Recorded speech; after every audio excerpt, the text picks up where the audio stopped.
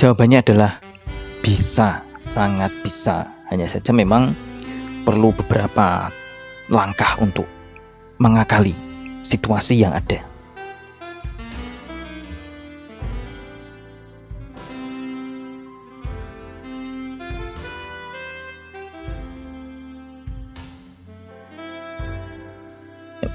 Beberapa waktu yang belakangan ini, kita yang aktif di media sosial sering melihat konten tentang satu pertanyaan penting, yaitu mungkinkah persahabatan atau pertemanan umum yang normal terjalin antara cowok dan cewek tanpa ada yang baper? Rata-rata 8 dari 10 pasti menjawab tidak mungkin. Cewek-cewek rata-rata mengungkap bahwa mungkin kalau cowoknya nggak beres, alias tidak normal secara orientasi seksual, atau mungkin cowoknya kesurupan, atau cowoknya kesambet, atau cowoknya linglung, atau cowoknya amnesia. Itu yang sering saya lihat di jawaban-jawaban atau komentar di media sosial. Beberapa waktu yang lalu juga sempat ada konten yang mengungkap bahwa ada penelitian ilmiah di salah satu universitas di Amerika yang membedah masalah ini dan menyimpulkan bahwa memang hal itu tidak mudah dilakukan, terutama di pihak cowok yang jauh lebih gampang baper. Tak heran karena cowok itu makhluk visual. Cowok itu lihat cewek berbaju lengkap saja sudah tertarik. Kalau memang secara body, secara wajah itu si cewek masuk dalam kategori yang dia sebut cantik. Sebaliknya, cewek tidak begitu saja gampang tertarik oleh penampilan atau rupa atau bentuk body cowok. Maka cewek jauh lebih mampu menangani hubungan pertemanan antara cowok dan cewek. Dan saya sendiri juga merasakan dulu waktu saya masih ABG hijau. Oleh karena itu maka perlu ada beberapa langkah praktis untuk membuat kita cowok bisa berteman normal dengan cewek. Karena nanti manfaatnya, gunanya itu sangat banyak, saking banyaknya. Memang siapapun kita yang cowok, ini saya bicara sebagai cowok ya. Jadi memang semua cowok pasti berangkat saat masih cinta monyet atau masih ABG, labil, usia SD, SMP, SMA awal, bahkan sampai kuliahan awal itu kadang-kadang juga masih labil. Semua pasti akan mendapatkan gejala yang sama, yaitu gampang baper pada cewek yang secara budi dan wajah masuk ke kriteria kita sebagai cantik atau cakep. Itu dulu ketika kita hanya terbiasa atau mau dekat dengan satu orang saja yang kita sukai. Ada banyak teman di sekolah, di kelas, di kampus, bahkan sampai di kantor, tempat kerja. Tapi kalau kita tidak suka, ya kita tidak mau dekat. Hubungan biasa aja, basa-basi aja, sekedar say hello setiap hari, atau hanya sekedar untuk menyelesaikan tugas, pekerjaan, dan lain sebagainya. Inilah kesalahan yang utama, kan hanya satu. Maka setiap kali ada, itu pasti efeknya sangat menghebohkan di perasaan dan pikiran kita, sehingga itu kadang-kadang bisa membuat kita lupa terhadap semua akal sehat, logika, dan batasan benar atau salah. Itu yang sering terjadi. Satu saja hadir, maka sensasinya akan sangat melumpuhkan kita. Oleh karena itu maka siasatnya harus ditempuh adalah berteman sekaligus dengan lebih dari satu, lebih dari dua cewek lawan jenis pada saat yang bersamaan. Dan kuncinya adalah mau kita suka atau tidak, yaitu kita jadikan teman baik, teman dekat, lalu lama-lama bisa menjadi BFF, best friend forever. Kadang-kadang kita kan hanya berteman dengan yang sesama cowok saja, karena bisa kita ajak kemana-mana, futsal, nonton, naik gunung, kelayapan kemana. Sementara dengan cewek, ya takut kalau berteman dengan cewek nanti nggak bisa lupa, terus jatuh cinta. Kalau ditolak bagaimana? Maka kemudian kita tiba pada tips kedua, yaitu bagaimana kita bisa bertemu dengan banyak cewek tanpa kita khawatir untuk langsung baper. Nah, cara tergampang untuk itu adalah memperbanyak aktivitas kita. Bisa dengan mengikuti berbagai macam ekskul atau organisasi di lingkup internal kita, di sekolah, di kampus, atau di kantor. Bisa juga dengan mengikuti organisasi di luar lingkup internal kita, misalnya organisasi umum, organisasi massa, atau why not kita join partai politik sekedar untuk belajar kalau memang yang tertarik pada urusan politik. Juga kita bisa gabung ke komunitas-komunitas hobi. Sekarang banyak sekali komunitas hobi, apapun hobi ada komunitasnya. Komunitas baca, komunitas menulis, komunitas motor listrik, komunitas penggemar buaya, komunitas penggemar terenggiling, komunitas penggemar ular berbisa, komunitas naik gunung, komunitas berkemah, apa saja ada komunitasnya. Kita gabung di situ sesuai hobi. Dan yang ketiga, yang juga tidak kalah pentingnya adalah jangan menolak kalau ada yang melibatkan kita ke kepanitiaan ini itu.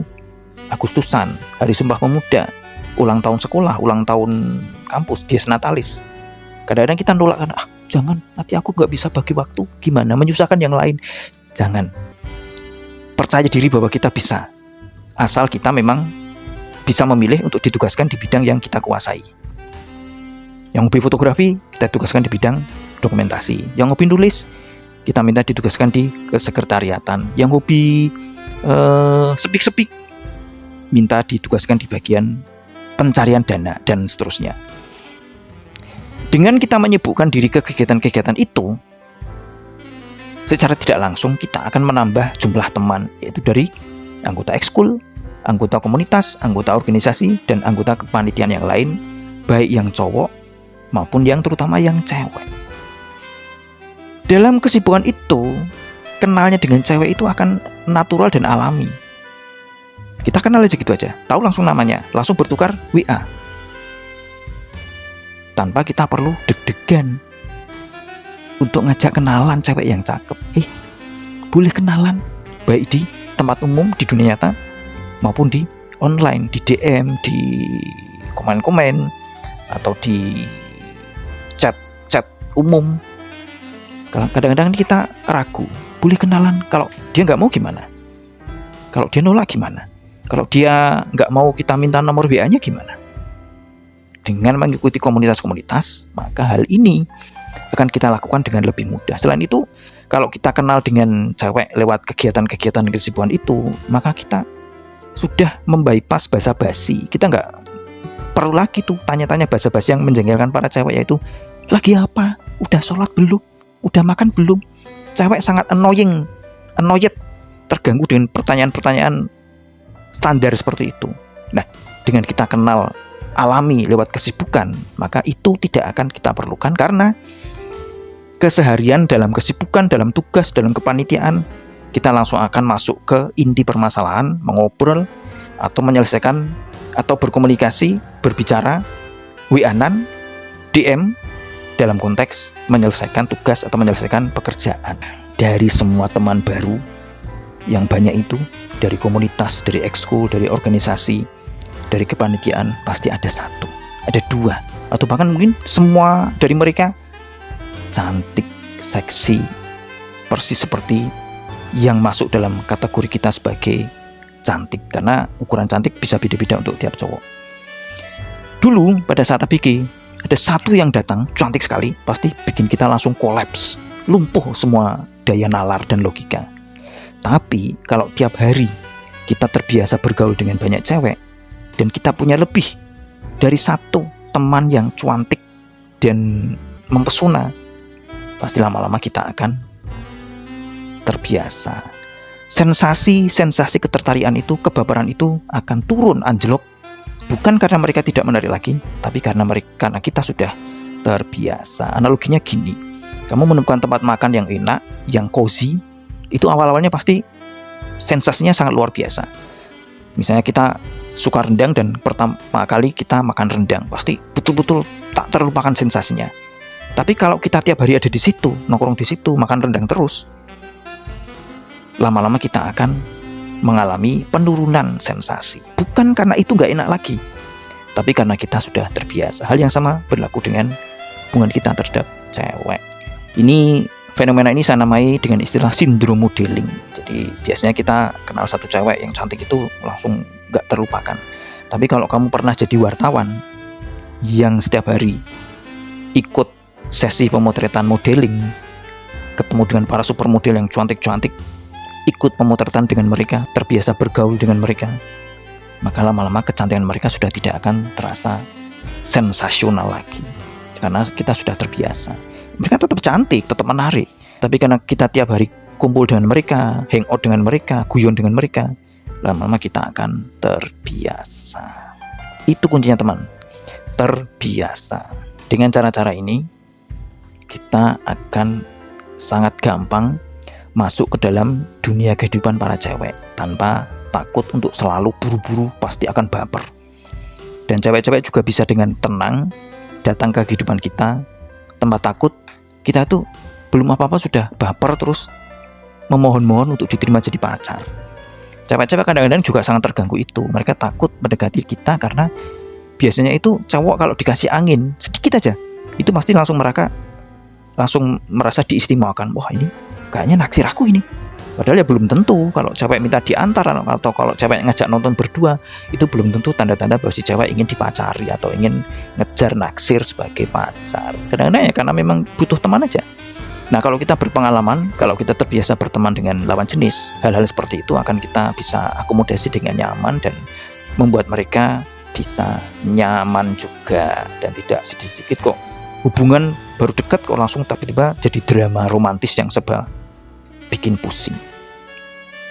Dan hubungan seperti itu teman-teman adalah yang disebut dengan hubungan platonik. Cowok dan cewek berteman, saling suka, tapi tanpa atau belum masuk fase romantisme atau renjana. Renjana itu kayak horny, kayak libido, tapi yang terbungkus dalam perasaan yang sempurna, ya utuh gitu. Nah, hubungan platonik memungkinkan kita berteman dengan lawan jenis, dengan cewek, tanpa kita terlalu cepat kecemplung dalam sensasi-sensasi romantisme itu. Nanti akan ada waktunya.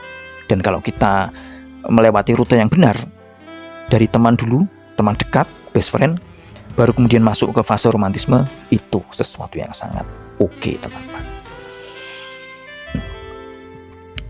Jadi mulai hari ini, mulai besok, coba untuk lebih berinteraksi dengan cewek tanpa harus menunggu kita suka dulu sama mereka.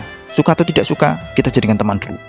Karena mereka, cewek-cewek itu ada tidak hanya untuk dipacari tok, tapi mungkin juga bisa jadi support system, jadi best friend forever, jadi partner in crime, jadi mitra kerja, jadi partner usaha, dan seterusnya.